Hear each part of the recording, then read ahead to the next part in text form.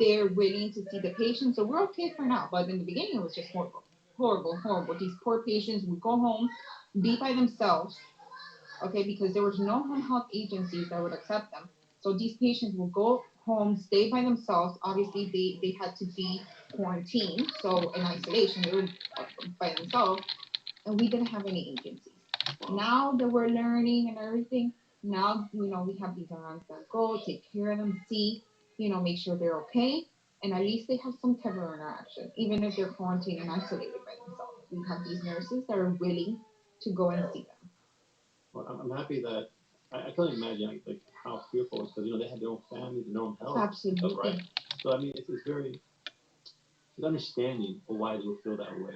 But I'm happy that, like you said, they've learned about it, they've adapted, and they're more confident, more comfortable treating those individuals with the COVID impact. So that's a blessing that things are kind of improving slightly, little by little, within the healthcare system and treating those patients. Um, so what safety measures do you take personally in this new norm now that the pandemic we're in? Okay, so I'm gonna tell you the difference in what I used to do in the beginning, because in the beginning I wouldn't even go out because I just didn't know what was going on with COVID. But that was in the beginning. I barely went out. But now that I have to go to the hospital and talk to these physicians and actually go through the room with these patients that are sick, and I talk to my social workers and everything. The way I do it, even if I go to the grocery stores, I do exactly what you just said. The whole hence I have, like, if you go into my car, okay, I have a bottle of alcohol, rubbing alcohol, that you drink, rubbing alcohol, and I have hand sanitizer everywhere. Okay, because I sanitize my hand. If I think about it, I sanitize it. I sanitize it. And remember how you said it's also mental? Absolutely. So the way I personally do it is I double mask myself. So Sure. I have my NK under, and then I have a nice one on top, Chanel or whatever, which is the thick one, and then I feel comfortable with that. Okay. So I wear that. I leave my shoes outside. Okay, I have this thing with shoes and everything. So I have a little thing outside, so my shoes are outside. Okay. And I have also rubbing alcohol in a spray. Okay, I have rubbing alcohol in a spray. So she's right. That's why the Japanese people will take off their shoes before they go into their house. I spray myself with rubbing alcohol, and that's because even though I'm adapting, it's better than before, because before I wouldn't go out. So I just rubbing alcohol, hand sanitizer whenever I think about it, washing hands if I'm able to. But since I'm going back and forth, and that's about it. I leave my shoes outside, double mask, and I always distance with people. Even if I have double mask, even if they have their mask on, I always distance myself, because if you take a little bit of extra precaution, you'll be safer. It's better to be safe than sorry. You know what I mean? So that's what I do. And it's smart that you do that with the whole shoe policy, put your shoes outside, because they found traces. Very interesting. That's why. I'm going live. That's why I do it. I leave it outside. Well, before Add this that, into it I don't later. like to put my shoes inside. But now even more, it's perfect.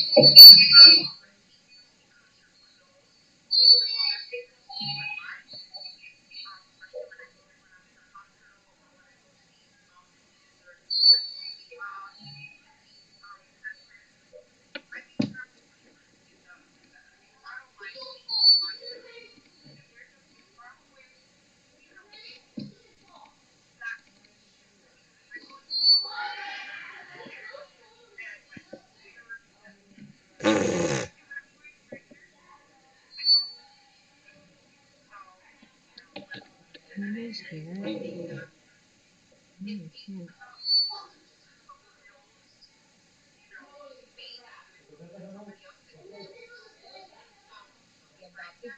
Your shoes outside. But I mean, now we kind of but besides that, yeah, that's what I do. You know, I try to minimize the distance with other people. If it's in an elevator, I make sure that I try to be alone. And if I'm not wearing high heels, I go up the stairs.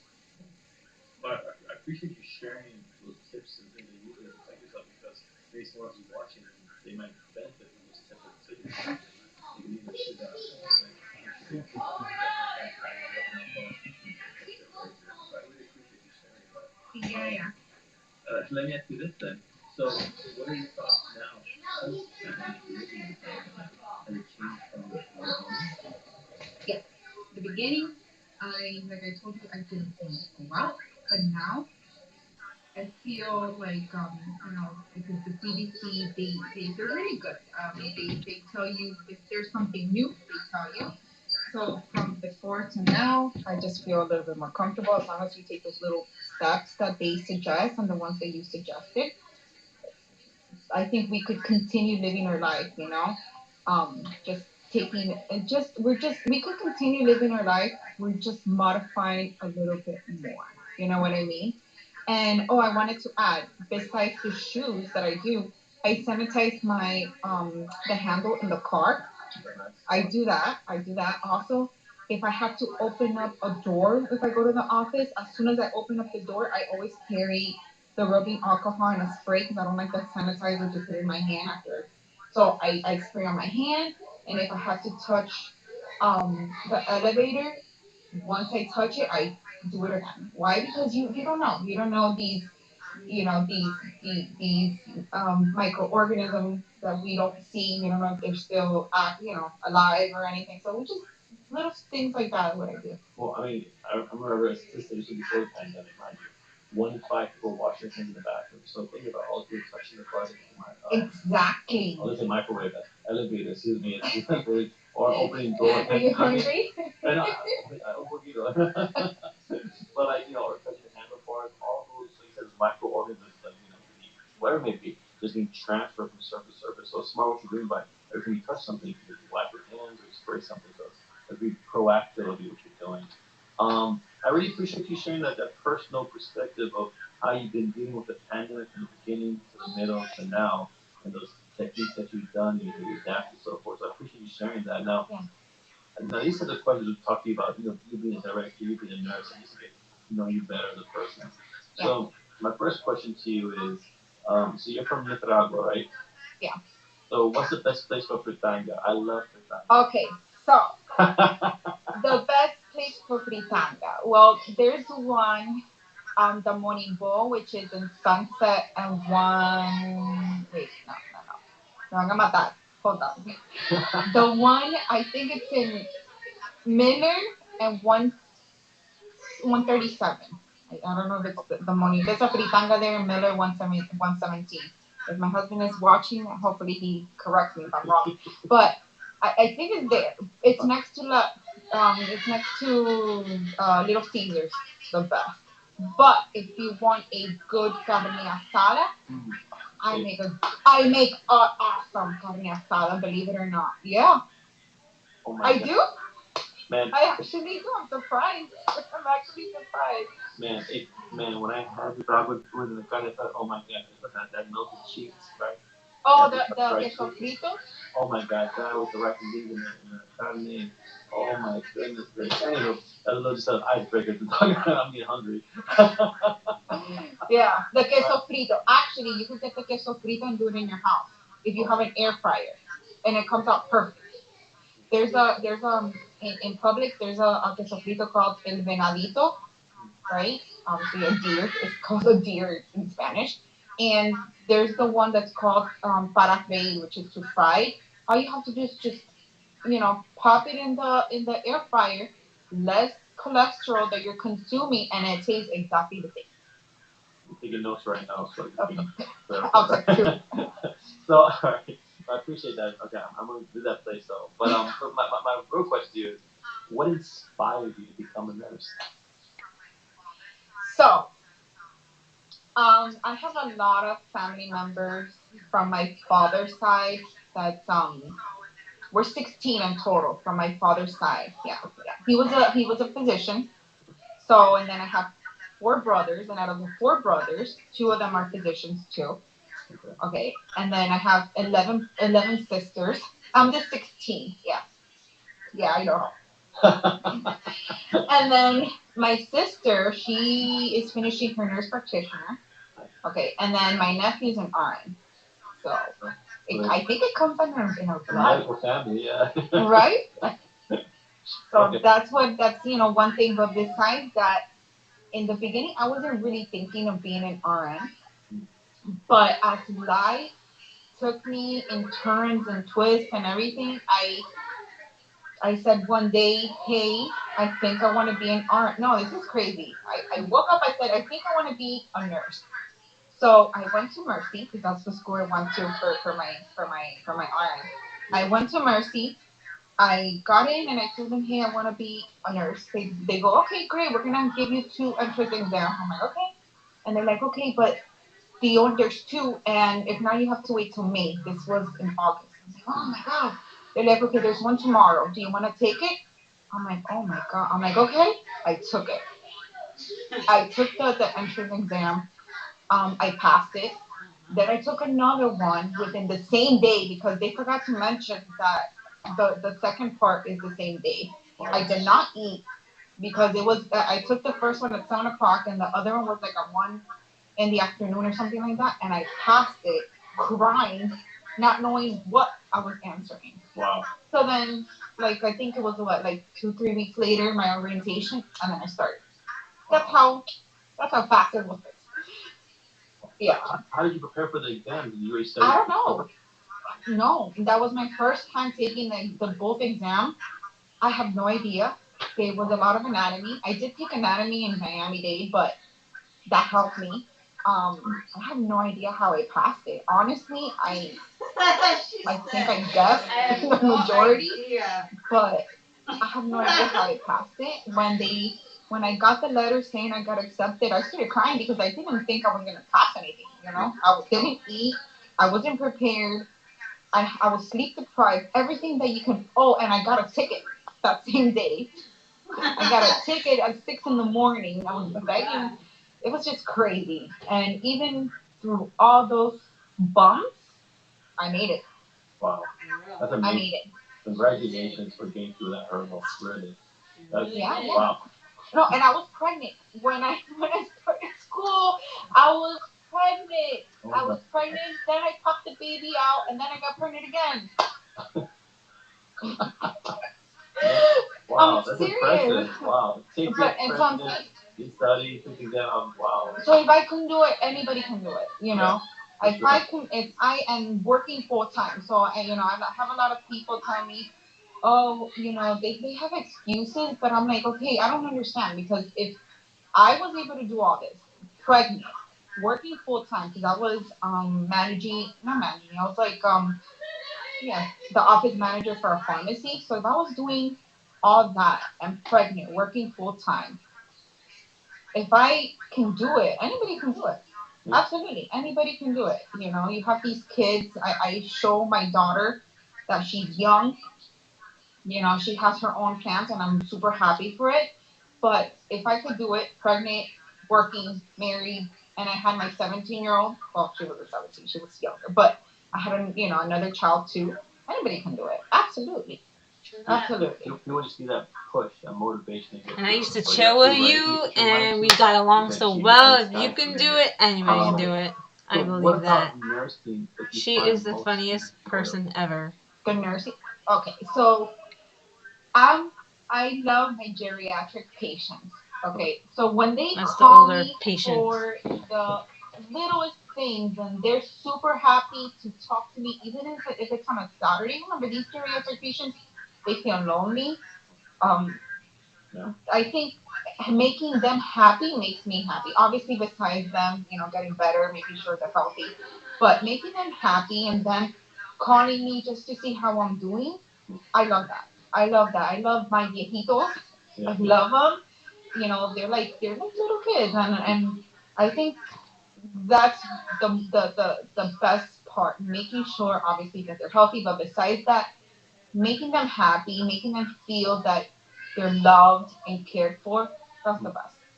I can just see by just having this dialogue with you, the passion, the love for the work that you do, and for treating those patients, and especially the geriatric patients that you're dealing with. You can just see just your facial expressions of how much you enjoy doing that. Yeah, absolutely. So for people watching this and they're gonna watch this, so can you just explain to us what is Director of Home Health Care all about? Okay, so I do the marketing as well because that side is my main focus. So basically, what I do, um, I go to these doctors' offices or I go to Aventura, I go to Conviva, I go to Sanitas, I go to these different medical centers. I meet. Most of the time is with the physicians, but sometimes the physicians tell me, "Hey, just talk to my office manager," and I just promote basically what Ready Care and what Active actually can do to help their patients, which is obviously treatment and RN at home, skilled nursing, physical therapy, occupational therapy, anything they need. If they need private duty, which is like the companionship part, we do that too. So that's what I do. And that marketing side, I focus on my meetings, on making sure that, for example, is an account that I try to grow, and they've been calling me. They've been calling me that ever since if they get any patients, they call me. They like that patient care that I have because that's the main focus we have, our patient care. And basically, that's what I do. I make sure that my doctors are happy with the services I provide to their patients. Besides their patients being safe and cared for, so we do that too. We just focus patient care. That's our number one goal. And home health, that means you say nurses or health professionals to the homes of the At patients. home, we visit the patients at their home. The nurses, the physical therapists, occupational therapists, we visit them at, well, we don't visit the occupational therapists. We visit the patients at their home. Now, I'm just curious, is that included in the health insurance of these individuals? Yeah. Medicare covers all of that. We do also, if they have in the private duty, if they have long-term care, they also cover that too. So most of the time, if you have if you have your health insurance, they cover it. Absolutely. Perfect. I appreciate you explaining that so people can get like, Dr. Coleman, what does that mean? So at least now they have an idea what that stands for. Now, how has the pandemic impacted your line of work as a nurse and a director? Actually, surprisingly, in the beginning, like I told you, it was just crazy because we didn't know what was going on or what is COVID. But now it's they need us. You know what I mean? They need us. We have these patients that need us. So now we we are the need for these patients because what do these patients do once they get discharged from the hospital? They're gonna need follow up. So you right now that we have a surge of the second wave of COVID patient coming. I mean COVID um help me out. The COVID is coming. The second wave is coming, or it is here. Yeah. Those patients, once they get discharged, they're gonna need services. So it's actually beneficial for us because we're gonna get the patients, and we're gonna keep going. We're so it's for us. It's great. Like I said in the beginning, it was just chaotic. I think for everybody. But now, once these patients get discharged, it's actually worked out very well for us. Yeah, it's so interesting. I've talked to a lot of guests on my show from a variety of occupations, from real estate to you name it. And everybody has told me their line of work has skyrocketed. Really? Like everybody's doing fantastic. And it's just amazing me. I have not met one guest from any type of occupation that said their type of work or line of work has been declining during this pandemic. You think pandemic shut down people at home? No. Everybody I've been talking to, from executive chefs, models, real estate, health, etc., has been blossoming. Just kind of fascinating to hear that. Especially now you sharing your story. It's true. You have to follow up with the patients consistently. So it's always new income, new patients coming up, new and old patients follow following up with that, and you're seeing employees, so forth. So it's a never-ending business. Absolutely, absolutely. This is when they need us the most, and we're here to help them once they're done, in the hospital, and they need us. And what I've noticed so far is that ho- what I've noticed so far is that in the beginning of the pandemic, these doctors were so scared they didn't want to work and they closed, or they did a whole bunch of virtual, visits. And now they're opened up. They see their patients, even though they still do virtual, but they need us too because if they do virtual visits, they're going to need an RN to continue to make sure these patients are doing well. So yeah, it's going. Hopefully we'll get through this together as a family, as one race, because unfortunately people, you have a lot of mentalities. This are we're all created differently. We're not gonna think the same. We're really not. Yeah. But at the end of the day, we just want to make sure that we're all healthy. We all make sure that this COVID situation gets controlled and everything, so we can all live our life. And I know you said you were talking about Thanksgiving. You have no idea the things I've heard about. You know, it's Thanksgiving, pero I'm gonna go to the. Voy a ir a casa de mi hermana. I get it. I get it. You wanna go. You wanna share. But remember, you have to be aware with your sharing and be with your family. You have a risk. Don't get mad if something happens, but you're at risk. That's why with my family, we got an RV, so we're just gonna go to Virginia by ourselves, just the kids, the husband, myself, camp. I'm gonna cook because we have a stove and we have the whole full kitchen. Nice. And we're gonna be alone, not around people, because we understand that you know I understand that we need to minimize. Not everybody thinks the same. I have a lot of patients that tell me, hey, don't come have your nurse not to come this week because I'm preparing to go out of town, or I'm preparing because family's coming over from out of town. That's great. People are allowed to do what they want, but you have to be aware that if something happens, you cannot get upset. These are situations that you have to understand. You are at risk. We don't know what Fulanito is doing. You don't know if they saw the neighbor, they spoke to the neighbor too close, something, and then they think they're okay, but then that's how it starts. The spread starts. A misstep, and we're not perfect. We're not gonna remember things we do. We might forget to wash our hands. We might forget to take something and you take. So these people are gonna have a Thanksgiving. Everybody's gonna be together, and you just have to be aware of. That's great. Have a good time, but be aware that if something happens, you cannot get upset because you have that risk. It goes like we're saying, we'll have to come collectively as a society for a common goal, common purpose, which is stopping the transmissibility of this COVID-19 pandemic. That's something as a human species we should all come together with a common goal. And talking about Thanksgiving, I'm so happy you brought that up because I tell people one thing, educate yourselves about these virus, please, because now Thanksgiving, the holidays coming about, right? I'm not saying to isolate yourself in the basement. That's not my preach. I'm not saying that. Pick low risk situations. Prime example, you just said yourself. Me and the family, we're gonna go out and about, enjoy the wilderness, camp, do things, just you and your family. That's a low risk environment. Now, if you're gonna go home and you have a family dinner, you do it virtually with each other through FaceTime. I think it's a great idea. That's one way. I know people are not a big fan of that, but they're just throwing options. Number two, if you want to get together, limit to 10 people or less, and make the table. Make a table, but socially distance the chairs elongated, and make sure people are wearing a mask. And when you want to eat, they can put on a mask, eat, drink, and they can do that, absolutely. So it's just being smart about it. That's why I say educate yourself, understand the situation, understand the virus, and know what you can or what you can't do, and adapt to scenario situation. I tell people you can live your life and do what you gotta do, but be smart and apply precautionary techniques and try and make the right moves. That's all we're saying. We're not saying it's not that hard. It really isn't.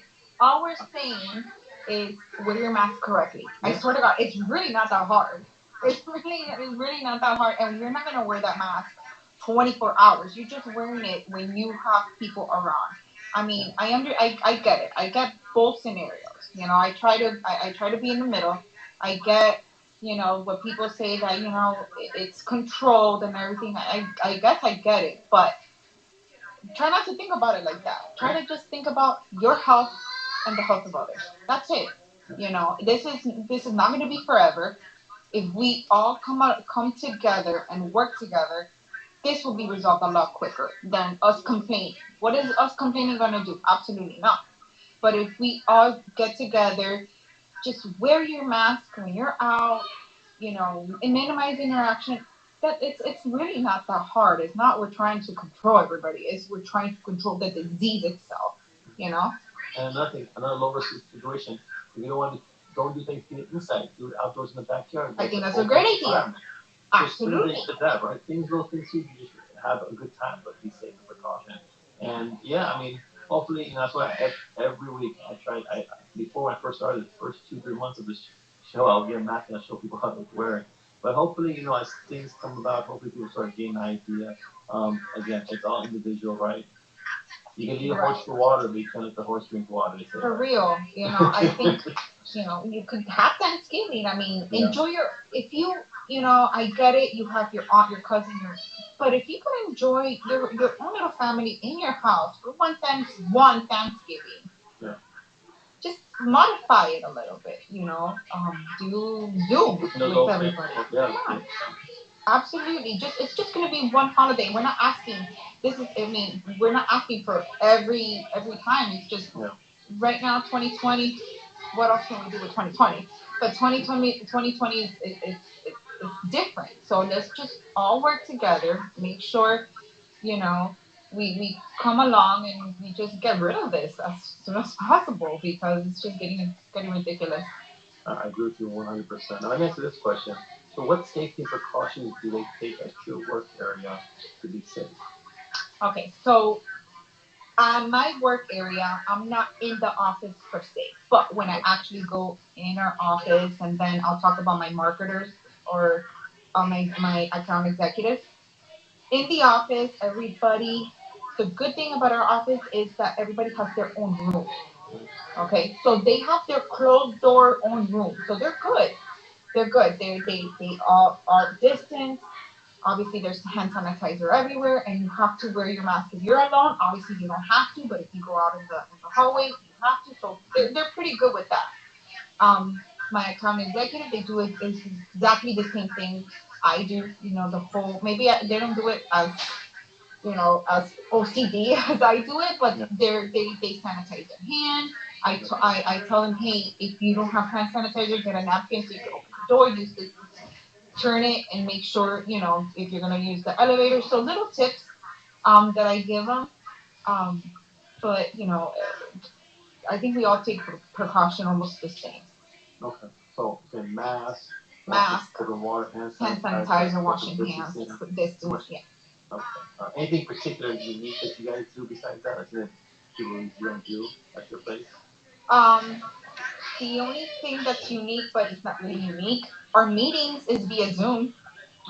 That's unique for 2020. Everybody does it, but that's what we do. I mean, this whole telemedicine, Zoom conferences, whatever virtual platform, I find so amazing. It's in there. So we never really got into it as we're doing right. And look how much we can accomplish just by this virtual meeting. I'm hearing people about businesses that they're downsize and just do virtual platforms with their employees, meetings and stuff like that. So it's amazing the opportunity that it brings, especially as a physician to a patient, or the nurse to a patient, or a director of facility. It's just so easy and convenient to have a dialogue of communication and just get things done at a faster rate. Yeah. And a little thing that we do that I forgot to tell you is that before we used to do meetings with these physicians and take lunch and everything. So what I do is they call me either FaceTime or Zoom, and then I just send them food via Uber. So that works. That works great because Uber Eats has that contactless delivery. And that's great because they're happy, they're still eating. I'm happy because I'm still getting their attention. So win-win. Little things. Well, I appreciate you sharing for people who may be in businesses in the health field, they get an idea what to adapt themselves in these scenarios. Now, the next set of questions is pretty much a nice dialogue. There's no right or wrong answer. I like to just engage my guests about things that are currently happening these past 2 weeks in regards to the pandemic. So we have a little comment here. I started interviews online December 2019 and it's all over the world. So it was amazing. Hell yeah, I agree with you, Joe. So our first question to you is, what are your thoughts about reopening the state of Florida without the proper guidelines and mandates in place? Tootsie's is open. Club 11's open. Let's go. Okay, so I'm gonna tell you something. I'm gonna tell you two things. Okay, I'm gonna tell you two things. I'm gonna tell you my opinion as a nurse and as people who love other people. It can wait. It can wait. I mean, we're still living our life. It could just wait. We're just modifying things just a little bit. You know what I mean? Hold off on the clubbing. You're not gonna get older. I'm waiting 6 more months. You're gonna be fine. Um, just hold on just a little bit. You know what I mean? And we're not downplaying the strip club. Did you just read what? Did you just read that? They could do a virtual strip club. Right? Oh my god, that's a good idea. Right? It's crazy. But yeah, just I think they should hold on just a little bit. But I'm gonna tell you the other side. If you don't wanna hold on and you wanna go, great, because I'm gonna have patients. I'm gonna have COVID patients. So win-win. But realistically, I think that you should. I think just taking precaution.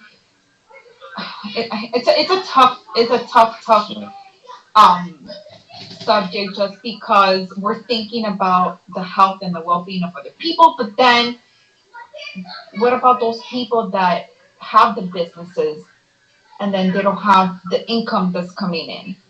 So it's a double-edged sword, yeah. I'm not That's what it is. about the entertainment business. It's a big business down in South Florida. We need them. We love them. And I'm always supporting all of them. But just you gotta be smart, though, like you're saying.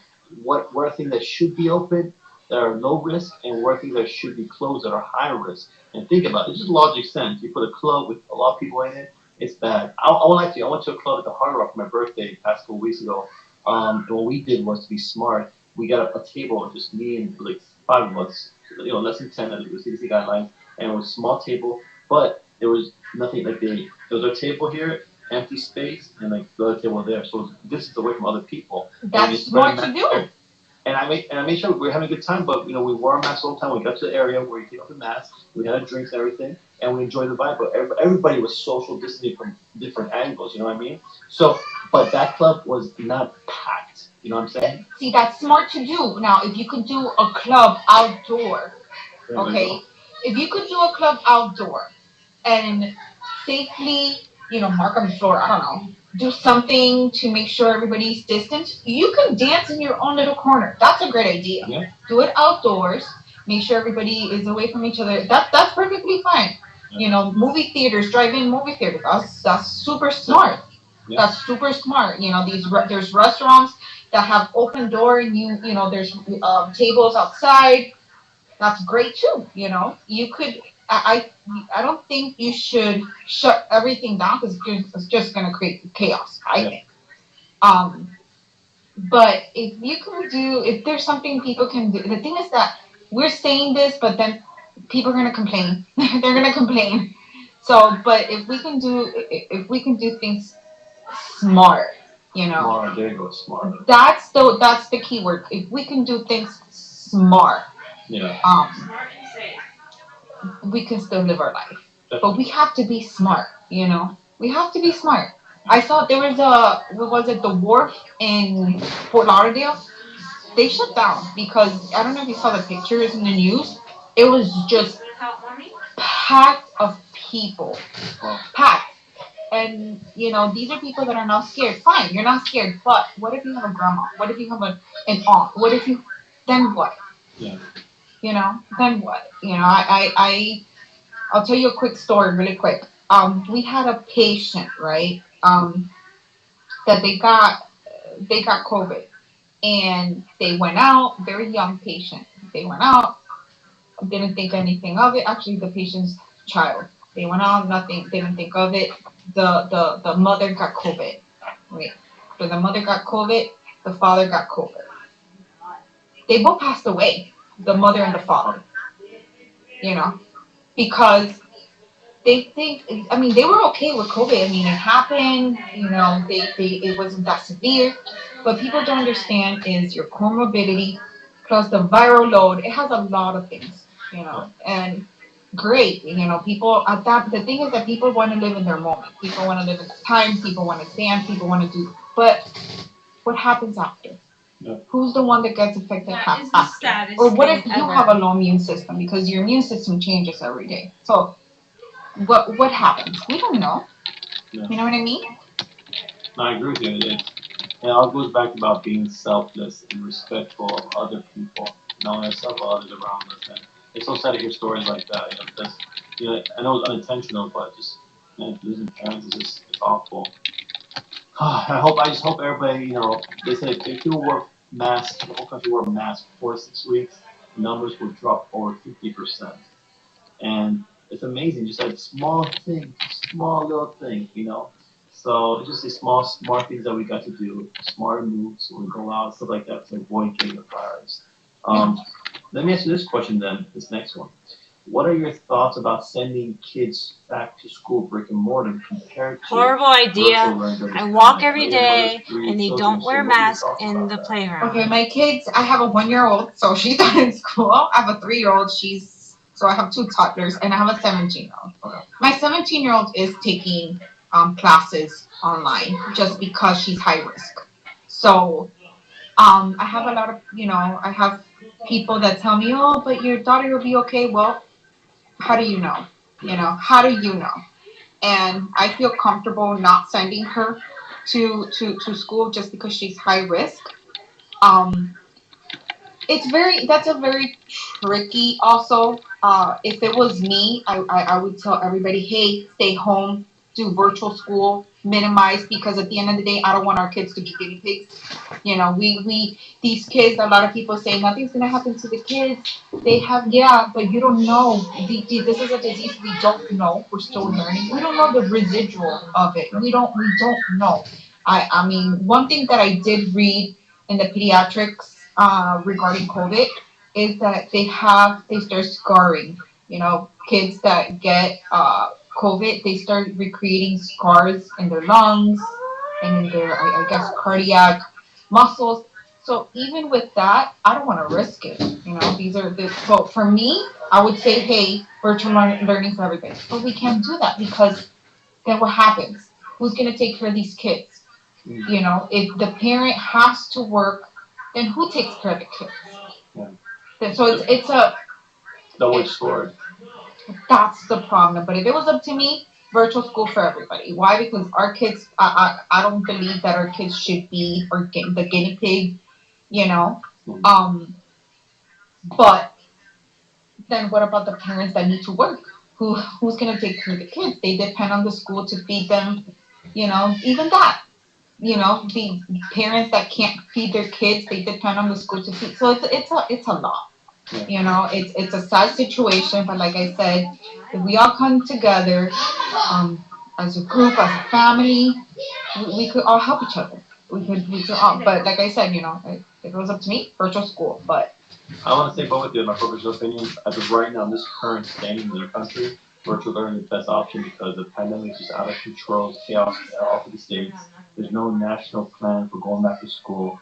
So I tell people, since the beginning of the show, I told people, virtual learning is the best thing. Watch. If you do send kids back, then you're going to get a fire. Look at right now in the school system here in Dade County and Broward. Cases are flourishing within the school systems now of children being impacted. And just like you said, right on the dot, post-infection, they get something called systematic vasculitis. That's right? What it is. Connection of blood vessels, very similar to Kawasaki disease, and they also Yeah, get macular rash. Very similar. So we're still discovering the post-infection timeline of children and adults as well. So it's like a double-edged sword, you're saying, because we have families that are well off, which they could do the virtual thing, they don't have to worry about that. But then on the flip side, the social economical status of those in middle, lower class income, they need those schools, like you said, feeding, daycare, watching while they go out and work and take care of their family. So everything you said was just on point, double-edged sword, and tough situation for everybody, you know? Absolutely. It's sad. I mean, I wish I could help everybody, but yeah, it's I don't want it. I don't want anybody to get the disease. I don't want anybody to die, but I want people happy. I want people eating. I want people working. So it's hard. It's really, really hard just with everything that's going on. Interesting. They believe the disease has been here since August of last year. That's what I heard, and I agree because not in August, but like in October, November, we started seeing these weird, odd cases. But everybody thought it was the flu, so we didn't have COVID testing. Yeah. But that's crazy. That's crazy. There's it's just I don't even know. It's just when I was at Atlanta in January, so before like I remember one time I got sick and like I had wheezing and a sore throat and it was bad for the whole week. It was bad. And like I'm like, why am I having such trouble breathing? Like shortness of breath, like it's very acute, you know. And I thought it was a cold or flu, you know. And now looking back, I'm like, I wonder, if you must have had it. But it's crazy because I'm gonna tell you. Yeah. We won't. There's tests going on to see if there's antibodies. We work with a few labs, but there's a specific lab we work with that there's patients that have COVID, but they don't have the antibodies. Yeah. But then there's patients that never had or believe they never had COVID, but they have the antibody. And there's patients that didn't know they had COVID, got COVID again, never created antibodies. So it's like, what? Yeah, it's crazy. You know what I mean? We don't know. We don't know. A lot of people, the thing is that a lot of people believe that once you get it, that's it, you're done. Okay, but we don't know that because everything is changing. Everything changes. Imagine if the CDC or we're learning about the disease, how do you, as a regular person that regular, why would you say that if you got COVID, you are okay and you have antibodies? If the CDC doesn't know, you're not gonna know. You know what I mean? No. And you have no idea how many, people that have come, that I know that they have COVID or had COVID, and they're just careless now. And I tell them, I'm like, but we don't know. So if we don't know, just reduce the risk of trying to get it again. And I tell them, do you want to get it again? No, I'm not going to get it. I'm not. That wasn't my question. Do you want to get it again? Do you want to get sick? The thing is, you can get it again. That's what I'm telling them because we don't know. They don't know. This is a disease that we're all learning. This is an unfortunate situation, but we don't know about this disease. So just take extra precaution, even if you got it. Okay, and you could get it again. It could get even worse. Yeah. Yeah, definitely, I agree with you on that. Let's transition to this.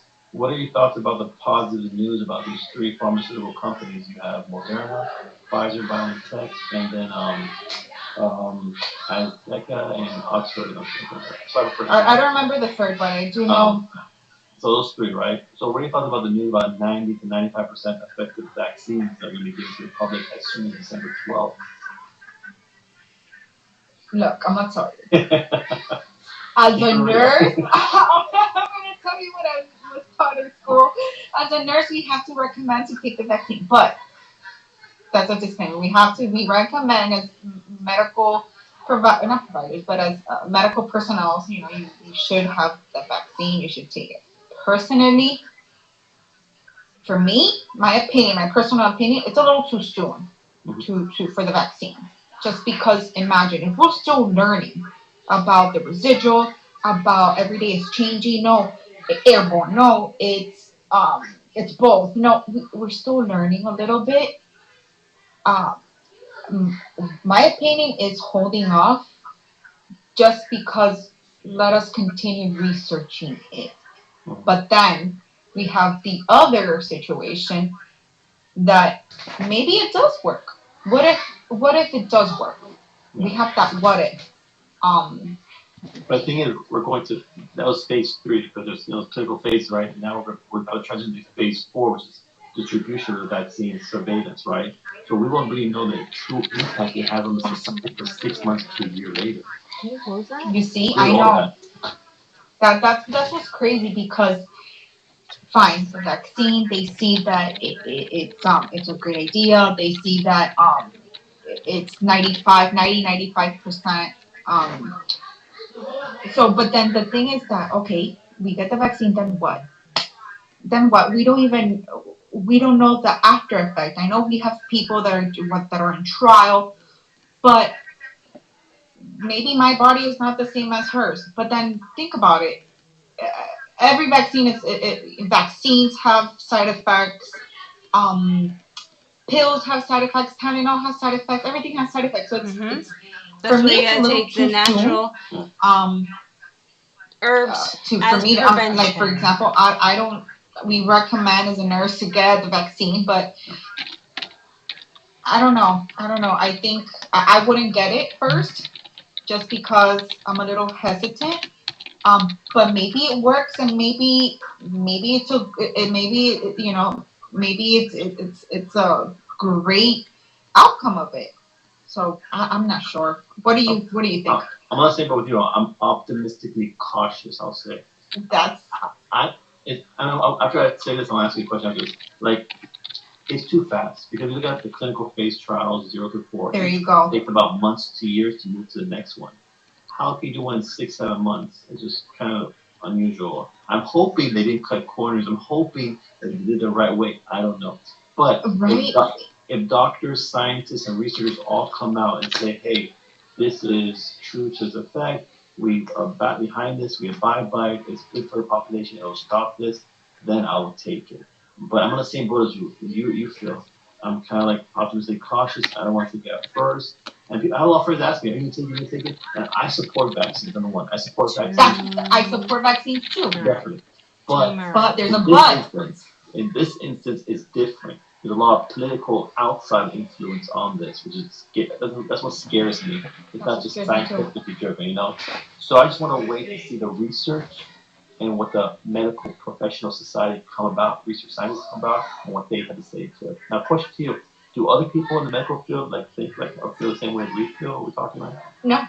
I have nurses that they tell me that as soon as the vaccine comes out, they'll be the first one to get it, because they want to be able to go out, they want to be able to travel, they want to be able to go on a cruise. That's great.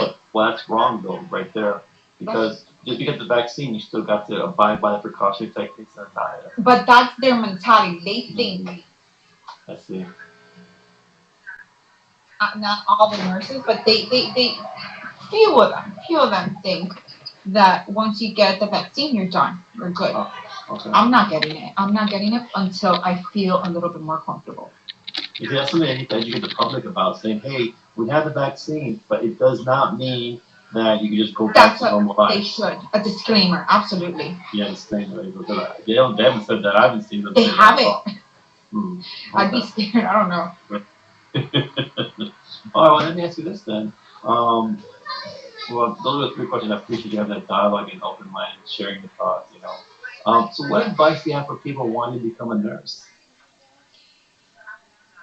So my advice is, you really, really have to like it. You have to love it. It has to come from your heart, because you are going to go through things, like, for example, you're going to do things that sometimes are not in you have helpers, you have the CNAs and the LPNs to help you, but if your patient needs you to to do a bowel, help them with a bowel movement, these are things that you have to make sure you love. There isn't no ifs, buts, or but. You have to enjoy it, really enjoy it. You don't want to be a nurse that's stressed out, that's bitter because the patient's asking for their bill. No, you have to really enjoy. You have to really want to help patient care and all of that. As long as you have it inside and you have that compassion, then go for it.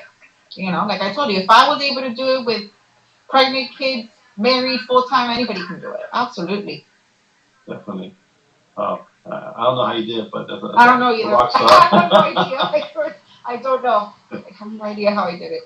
Now, me going through, my pre-med, my medical school, and now finally becoming a doctor, I would tell you, like, looking, like, meeting all the amazing, wonderful nurses that I've had the privilege and honor of working with, the schooling that you all go through, the dedication, the time, all the things I've learned. There's a lot of things you guys know and learn that I don't know at all.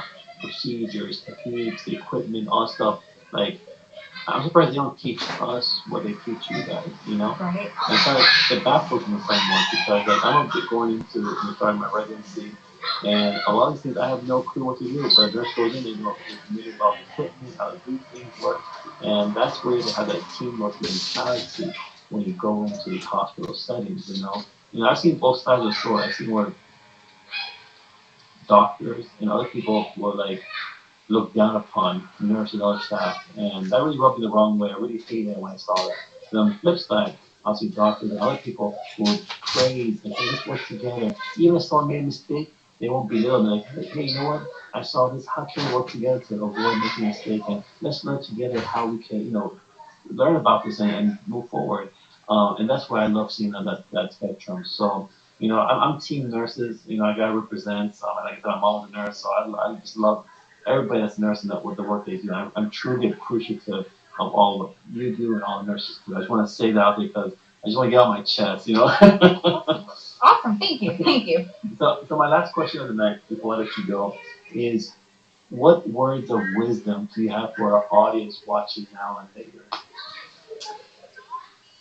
Words of wisdom. Actually, I'm going to use this COVID situation with it.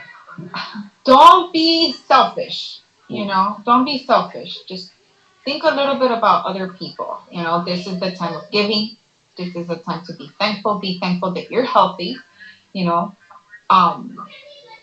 Just think about others. Let's work together. And my words of wisdom is, if we are united, we can make this, I guess, enemy disappear. And we could all live our lovely life, traveling, going on a cruise, because I want to go on a cruise. I want to go to a cruise to Paris or to France, to Italy, to anywhere. I want to go. I want to do that. But, words of wisdom, let's all work together, love each other, be thankful for what we have. And if you have anybody that needs help them. I've helped a few family right now during COVID.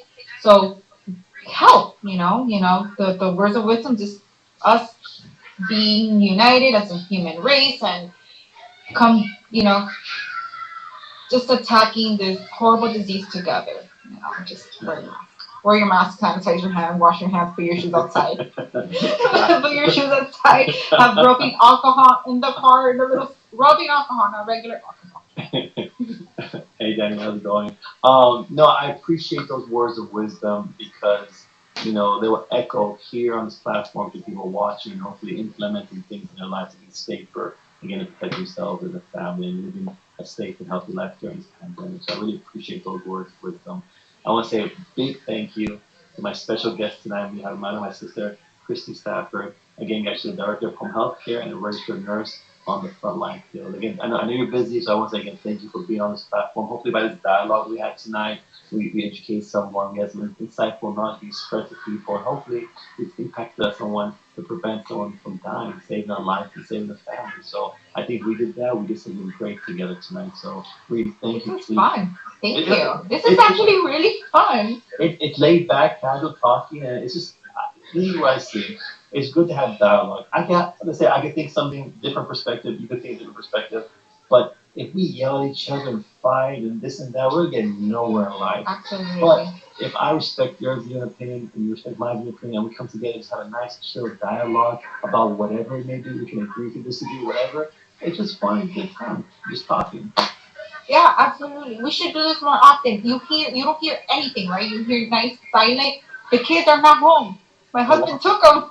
I'm just, I'm just hanging out, talking to you, having a good time, and resting because that's why you hear nice and silent. You don't hear chaos outside because nobody's here. All you missing is the glass of vino. I see it right there. I have it right there. Oh, like, I didn't want to be an alcoholic and start drinking.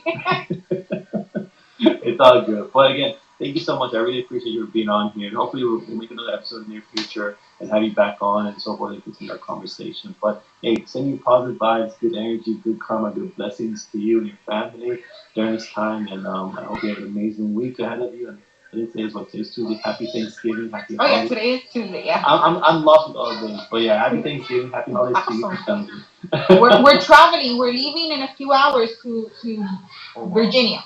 We're going to start heading out soon. Hey, have a safe trip. Enjoy your vacation there with the family. And I hope you guys have a great time. And we'll keep in touch and so forth. Awesome. Thank you. Thank you for having me. God bless. And yeah, I'm very happy with what you're doing, educating other. And yeah, it's fantastic. It's fantastic what you do. I appreciate you. It means a lot to me. Thank you so much. but yeah, happy holidays, and I hope you have a great night, and we'll stay in contact, okay? Absolutely. Bye. Bye, everybody. Again, I just want to say thank you to my special guest, Cristystarr. She's the Director of Home Health Care and a registered nurse on the front lines. Thank you so much for being on our platform and for us having this dialogue tonight. Again, I want to say thank you to everybody, muchas gracias, to everybody joining this platform and the show, Dr.305's live Q&A and COVID-19 pandemic virus show. I hope today's episode was insightful, knowledgeable, and educational. I hope all of you took something from this so to be more educated about the pandemic and about what a nurse goes through personally and in her daily life and at work as well. Again, it always go to your primary resources, the CDC, the NIH, the FDA, the World Health Organization, and also the New England Journal of Medicine for up-to-date information on this pandemic crisis. Again, guys, we need to work collectively as a society together as a team. There's no I in team, as a familia to stop the spread and the transmissibility of this COVID-19 virus. Again, guys, this week is Thanksgiving, so happy Thanksgiving, happy holidays to each and every one of you from Dr. 305 himself. This week on Friday, there is no video because we're all be on holiday mode, but we'll keep back on the Medical Knowledge Friday on next week and the Medical Word Monday next week as well. So again, guys, have a blessed weekend. Stay safe, practice precautionary techniques and attire. When you're out on Thanksgiving, make smart moves. Low risk environment, low risk situations, and still have a good time being safe, smart, and making the right moves. Alright guys, till next week, you know how we do Dr. 305. Let go. Let's go. Alright, well that was a cool show. And I was just recording this because I just so happened to be folding my clothes at the moment, and then I saw this. Well, okay, I was folding my clothes, and at the same time, I was like kind of browsing on the computer, and I saw this, and I thought, you know what? I charge for. I do charge for interviews. I do have a small fee for the interviews, but you know what, this is something so important education wise that I felt like I just want to go ahead and promote it and go ahead and share it with all of you. So if you were interested in it, let me know by putting thumbs up and liking and subscribing to Jolina Mendoza. I hope you guys have a great night, and I'll catch you later. Peace out.